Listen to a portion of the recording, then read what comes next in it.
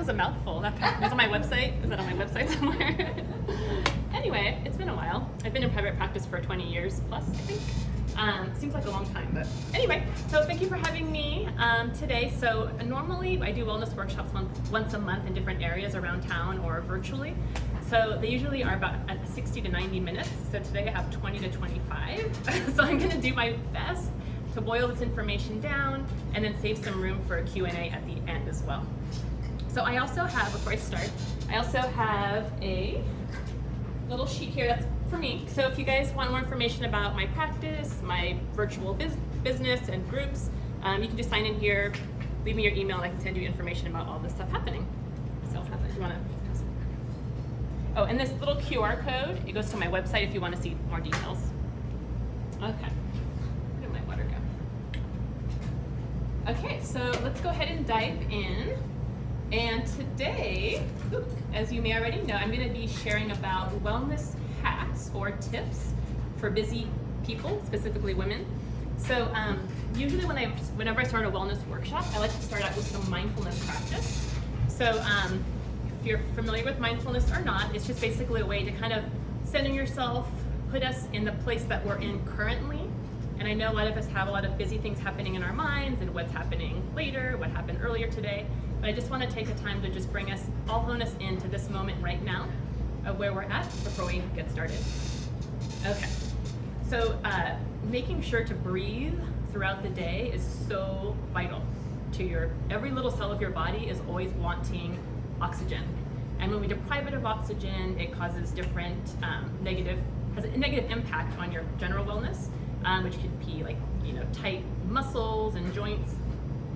It could hinder your immune system, and then also, cause other issues, with sleep problems and joint problems, things like that. So you want to make sure that you're always breathing a few times intentionally throughout the day.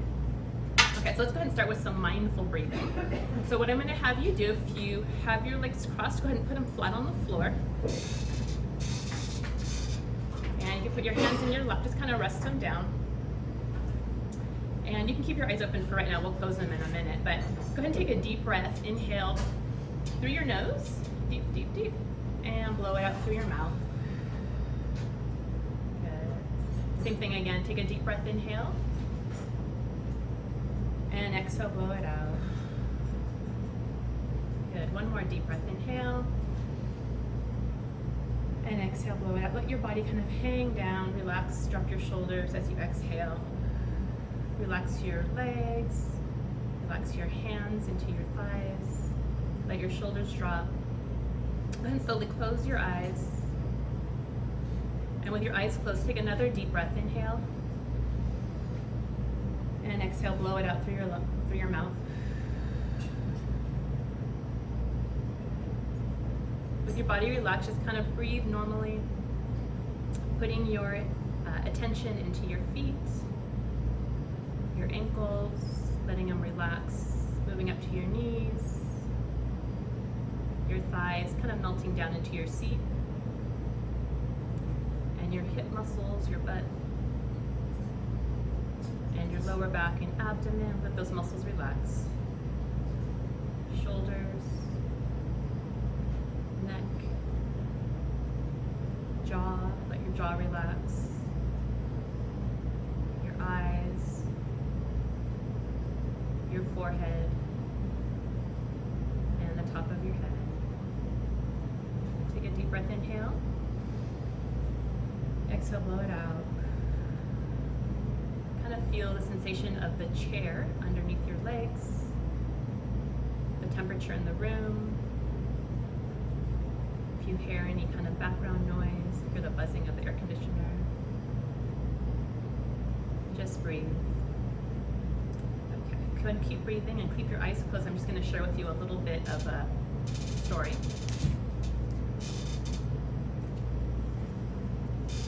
Okay.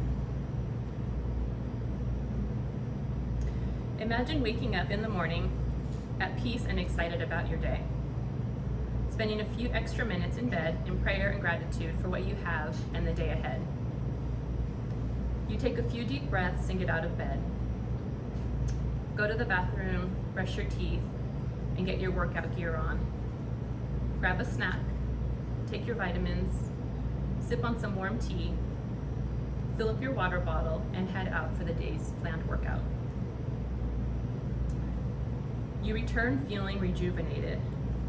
Hop in the shower, get ready for the day, and enjoy a hearty breakfast with your family, or just sitting outside and listening to the birds sing. You are thankful to yourself, and appreciative of the meals you planned earlier in the week, giving you time to enjoy breakfast with your family. You finish your breakfast, put your dishes away, and remind yourself of your plans for the day. You head out to start work, whether at home or at the office. Each step of the day, you continue to express gratitude and live in each moment. You arrive a little early to your appointments and take a moment to breathe or just have a snack before heading in. You enjoy lunch out with friends or open your bag to enjoy the lunch you prepared the night before.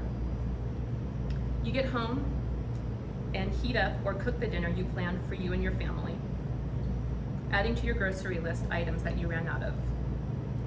You plan your meals and meals out on Fridays, and at the end of the day, you make a list. Get online and order your groceries, picking them up on Saturday, or have a hired helper to do it for you. Before going to bed, you make plans for the next day, your morning routine, workout for the day, and scheduled events, making sure to schedule nothing at some point in your day, and looking forward to the special dinner you have planned for you and your family this week. Okay, go ahead and take a deep breath, inhale, and exhale. Good, one more deep breath, inhale, and let your body melt, exhale. You can slowly blink open your eyes. Good, everybody here? How do you feel? Isn't that nice? I know. So that was a little bit of a mindfulness meditation. And the meditation I described is actually what I'm going to be teaching you how to do.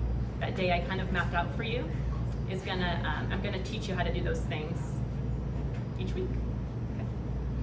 All right, so do you have a clicker? I just press this ahead one. Okay, so let me tell you a little bit about myself. She described me a little. So I'm Cynthia Ray. I'm a registered and licensed dietitian. I just got licensed in Idaho. I'm so excited. Yay, so it's official. I've been in private practice as a dietitian doing one-on-one counseling for about 20 years between California and Idaho. I have group and virtual classes, workshops, retreats. I love teaching, so I'm also a home educator. I homeschool my children. This is my side gig. I love getting out and being able to teach the community. What else? My husband, Corey Ray, works at Windermere with Michelle. He's a realtor in the area, and my kids are 16, almost 17, 16, 13, and I have a 7-year-old daughter, 2 boys and a girl. I'm passionate about my family. I'm passionate about teaching and sharing and helping people grow and develop to be their best self, whatever that means for that person. I take a holistic approach to nutrition. So I look at the whole person, not just behavior, but the behavior, mental, spiritual, physical, all the things when I'm helping people. So. Okay, let's do this. Let's dive in. Okay, so I'm gonna, usually the way I do speaking is I have engagement. We kind of like make this a group conversation, but since I'm limited on time, I'm just gonna teach, and then I'll leave some time for Q&A. So get your pens ready to take notes if you like. And any questions that come up in your mind while I'm speaking, go ahead and write those down, and then I can address them at the end of my talk. Okay. So let's just kind of start with nutrition basics or basic nutrition, and then we'll talk about some of those wellness hacks or tips. Okay, so nutrition basics. This is just what I like to recommend in general. It's science, and it's also just my personal perspective. These tips I'm going to give you today are actually things that I do myself, so I'm not just telling you what to do and I don't apply them. It's actually things I kind of dug into my heart to see what I do as a busy mom and entrepreneur, and then how I implement them in my daily life, and how you guys, it's practical, how you can as well. All right, so just some nutrition basics. So general recommendations, you want to have at least meals, 2 or 3 and plus snacks per day. That's just general, everybody's body's different. You want to make sure that your meals are composed mostly of plants. So plant foods, so that could be rice, beans, potatoes, fruits, vegetables, mostly plants with a little bit of animal protein as a side dish, and we'll talk about more of that in just a minute. I like to preach balance. I don't believe in all or nothing, whether it's dieting or binge eating. There's a happy medium, right? So that can be just giving yourself permission to enjoy foods when you want them. So 80% whole food, 20% other. So you have some room to enjoy food as well. Because I've found, mostly the nutrition that I do is behavioral. So what I found is that if you're restricting any food or anything you want more of that thing, you can't have. So, and plus you can't live life. Food is pleasure, it's enjoyment, it's community, it's not just food. So I want to make sure everybody gets to enjoy certain foods as well, as long as it works for your body. Limiting alcohol to 1 to 2 drinks per day, which to me sounds good. I mean, that's reasonable. Usually red wine at 1 to 2 per day, 1 for women and 2 glasses for men at max. Drink at least half of your body weight in ounces of water. That's a general recommendation, but it varies a lot per individual. When I meet people one-on-one, I do a special calculation to figure out what their needs are, depending on their height, weight, gender, activity level, temperature outside, what have you. Begin eating when you're hungry and stop when you're satisfied. So I'm a big proponent of mindful and intuitive eating, if you've heard of that before. So it's just really being aware of mindful eating is really being aware of the food that you're eating, being in the moment, tasting it, enjoying it, savoring it, noticing the temperature, the color, just noticing the food, being in the moment. And intuitive eating is just listening to your body for what it needs in the moment. And when you're eating intuitively, diet rules go out the window. Because what if you thought, okay, well, I'm not supposed to eat sugar, which is okay, depending on the person, it's a whole other thing, but I'm not supposed to eat that, so if I eat cake, I'm gonna blow it. But what if your body really desires that? Like all of you, not just your mind, but it just sounds so satisfying. That's intuitive eating. Eating mindfully and intentionally, I just talked about. So eating certain foods on purpose, having a plan. A lot of times when we get too hungry, we end up kind of derailing our plan and eating foods that aren't necessarily what we normally eat and just kind of survival eating, and then feel really yucky. You're having a stomach ache or like, why did I just eat that? I feel tired and sluggish. That's just kind of like when you get too hungry, it's almost impossible to make good choices. It's all based on like survival.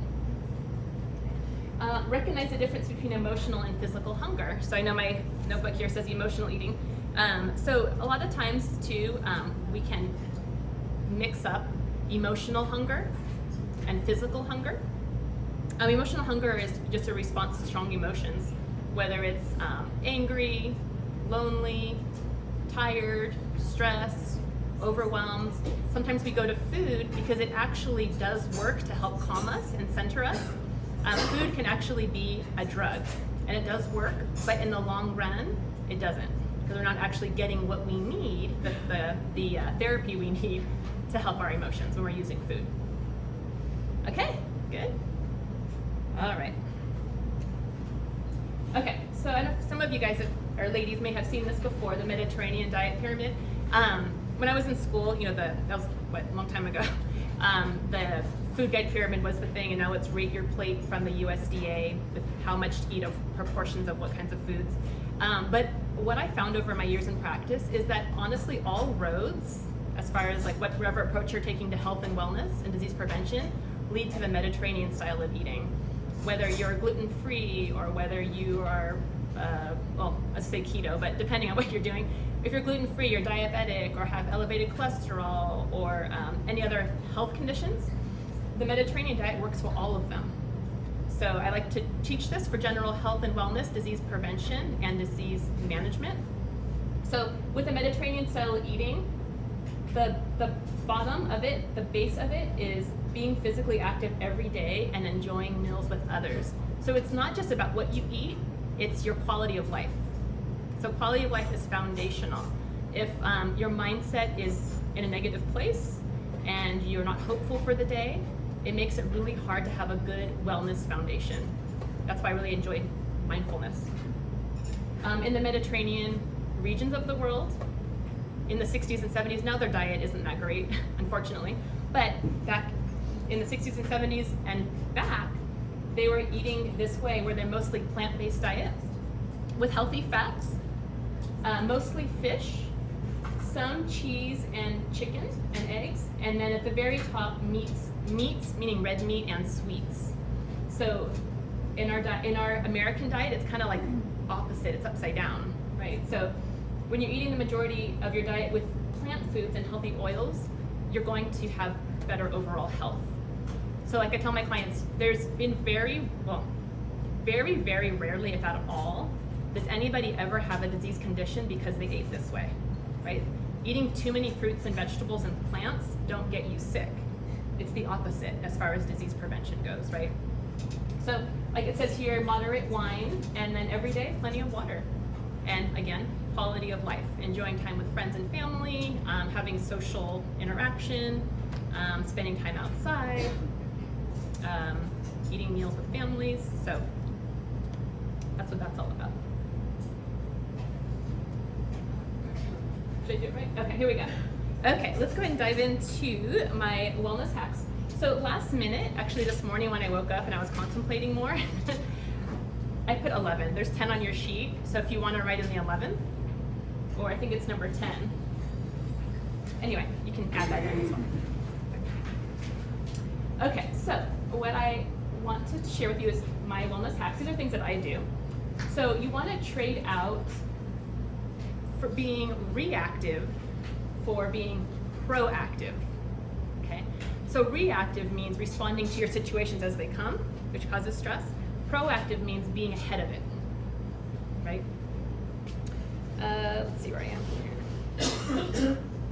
So I know that life isn't always predictable, but when you're ahead of the game, it's easier to handle when curveballs come your way, right? So if you know what you're gonna do in advance, it's easier to handle. The second one is set aside a day of the week for meal planning and grocery shopping. Sometimes when we don't have a normal routine, we're responding reactively, not proactively. But when you already have in mind what you're going to eat for the week, it's a huge time saver and stress saver. Even if it takes you 30 minutes to an hour to get the meal planning done, it saves hours of stress during the week.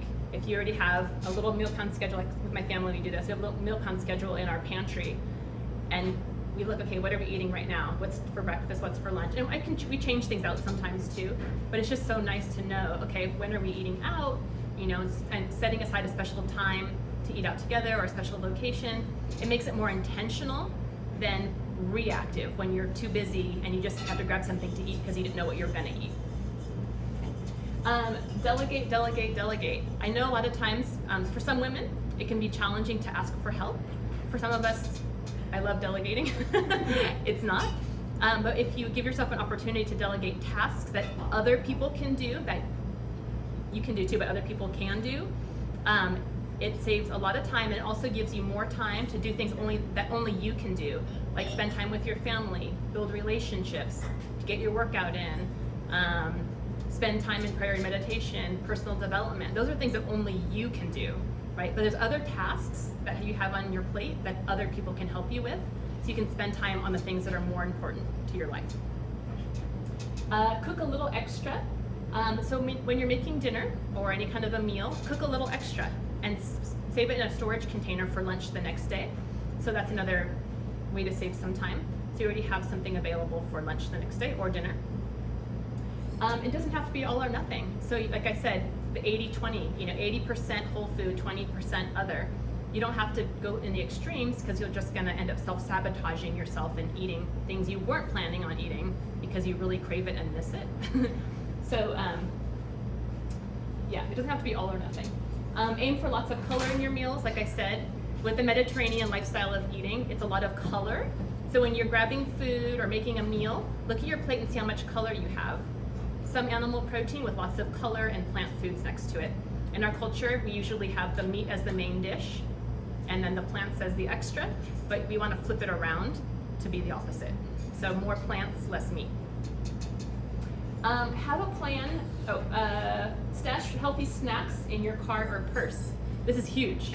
I know being busy people, especially me as a mom, I always have a little container of nuts in my car, or I have some granola, a granola bar, something dry, something that you can take with you, and a banana, not a banana, an apple, an orange. Always have something in your car and a full bottle of water, because you never know where you're gonna be when you're hungry, and it'll prevent you from making unwise choices when you get too hungry. Have a plan before eating out. Have a plan for eating out. So if you can, take a look at the menu online or whatever before you eat out, and kind of think about what sounds good, balanced by what's healthy for you. So that when you get there, you're not sidelined with other things on the menu. Eat a hearty breakfast. That's another preventative thing. If you're able to eat a hearty breakfast, it'll set your foundation for the day and already set you up for success, becoming proactive instead of reactive again, right? So if you eat a hearty breakfast, you'll be satisfied for longer, and you can make better decisions along the way and be more balanced. Work out smarter, not harder. This is the one I added. Be intentional. A lot of times people think, oh, if I'm supposed to work out, then I need to set aside an hour. You don't. Again, you don't have to do it all or nothing. It's better to work out 20 to 40 minutes with solid effort and energy and save time, and you'll get more out of it than working out for an entire hour, because an hour is a lot of time, and it's less likely to happen if you're a busy person already. So you want to make sure to limit your workouts to 20 to 40 minutes, whether it's strength training or cardio or intervals or whatever, so you can be more efficient and get better results overall. And then number 11, live mindfully and focus on what you want. So living mindfully, again, means living intentionally, doing it on purpose, setting an intention at the beginning of the day, for your day, or the night before.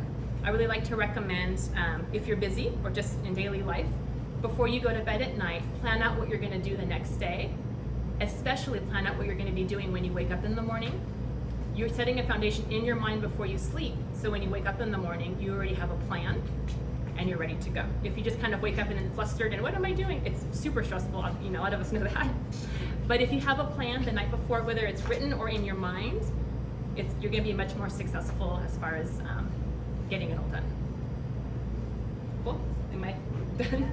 Okay, I'm done, okay. Okay, well, I have a bunch of slides on the rest of it, but I just went one by one with the hacks, so nothing I haven't covered yet. Whew. Alrighty, any questions? Q&A time. Any questions for me? Go through.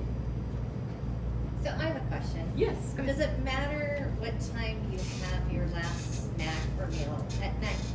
No, so that's body dependent. If you're hungry still, it's important to eat. If you're not hungry, then you might want to check and see if it's emotional or physical hunger.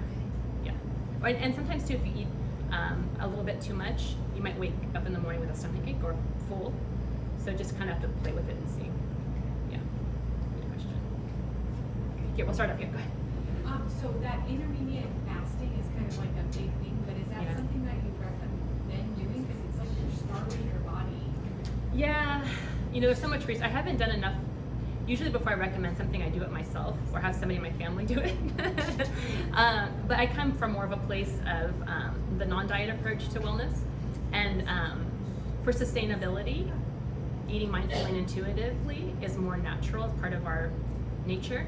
And if intermittent fasting works for you and it's intuitive for you, then that's something you should do.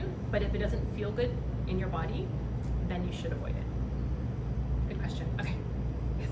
Where do you get ideas for meal planning, things like that? Do you have resources for that? Yes, good question. So I have a YouTube channel and I have a class on there. I have lots of classes, but one of them is actually meal planning basics. And it's just under Cynthia, it's under Cynthia Ray, registered dietitian is my YouTube channel. So whenever I do a class or a workshop from home, in my office, I'll just post the little classes on there. So yeah. Oh. I was going to ask about intermittent fasting, but what's your take on keto? I mean, I know that's Yeah. Yeah. So yeah, again, it's a diet approach. So for me, I just tried. I'm not against it and I'm not for it. It's honestly individual. But I came from my personal background in my own life has been eating disorders recovery. So I've lived through crazy dieting, and I've challenged my life, and I've worked with lots of clients who've done different diets, and the cool thing is in my practice I've noticed over the years that people come to me because I've done all the diets and don't have long-term success. So they come to me to help them iron it out and straighten it out and get back to mindful and intuitive eating. So basically it's like diet recovery. Yeah. That's great. Yeah. Right, any other questions? Oh, one Yeah, more. go ahead. So what do you do for water? There's, Yeah. you know, we have the filtered water in our fridge, we have bottled water, I bought cereal water, Yeah. tap water. I go for filtered water. Like in our house we have a water softener, so the water tastes gross. But I just do filtered water or bottled water. I try to use a glass bottle. I have a glass one here to avoid the extra chemicals bleaching into your water. You can also add a slice of lemon into your water to help detoxify it. That's why I like to have lemon water. And hot lemon water specifically is really cleansing and detoxifying if you do it in the morning before your day begins or at night before you go to bed. Very cool, I like that. Yeah. All right, any other questions? Well, thank you, Cynthia Ray. We have a gift for you. Thank you. That's sweet. Thank you. Yeah. So thank you for listening. And then if you have more questions for me at the end, I'll be here. So, thank you. Thank you, Cynthia. Okay, raffle drawing before everybody heads out. Oh, Cynthia. Will you check?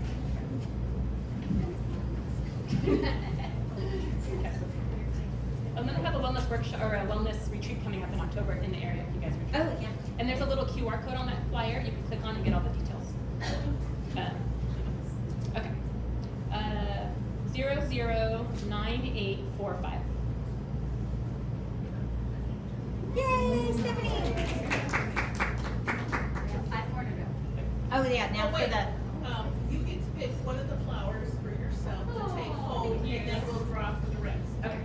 Should I do that now? yeah, I'll just take this one that's over here. just the pink one. Thank you.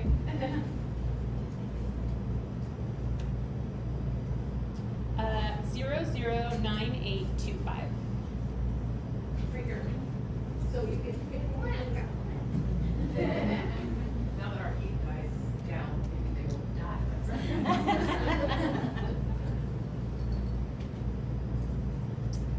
009791. Yeah, I'll take that one over. You got it.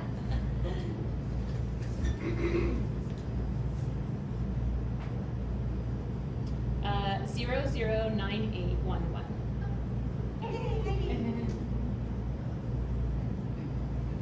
Think we have one more?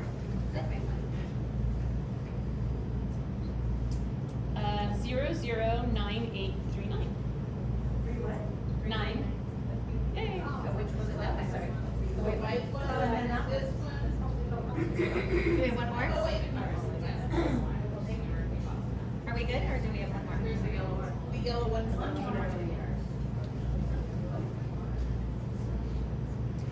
009854.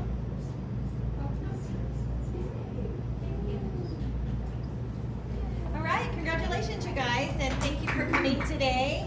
Just remember that we meet every second Friday, every month, noon to 1 p.m. at Greenbrier.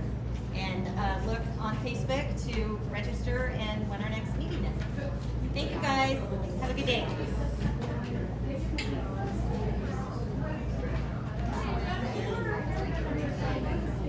I was like, it's good for me to